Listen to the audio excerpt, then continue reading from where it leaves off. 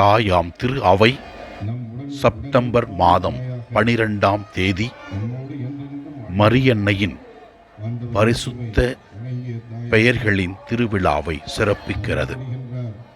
அன்னை மரியாள் ஆண்டவருக்காக தன்னை முழுமையாக அர்ப்பணித்து வாழ்ந்தவர்.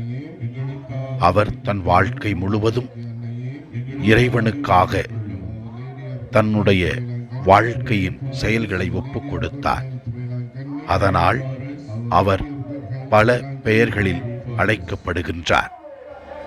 நம் அனைவரின் தாயாக, கலங்கரை விளக்கமாக, இதோ நம் அனைவருக்கும் பரிந்து பேசுகிற தாயாக அவர் திகழ்ந்து கொண்டிருக்கிறார். இதோ இந்த வேளையிலே அன்னை மரியாளை பின்பற்றி நாமும் இறைவனின் பணியை நிறைவாக செய்வோம்.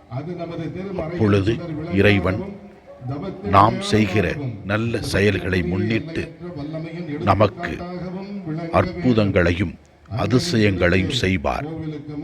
நாம் செய்கிற செயல்களை ஆசீர்வதித்து அதில் வெற்றி காணச் செய்வார். புனித மரியே, ஆரோக்கிய அன்னையே, பாத்திமா அன்னையே, லூர்து அன்னையே, எங்களுக்காக பரிந்து பேசியருளும்.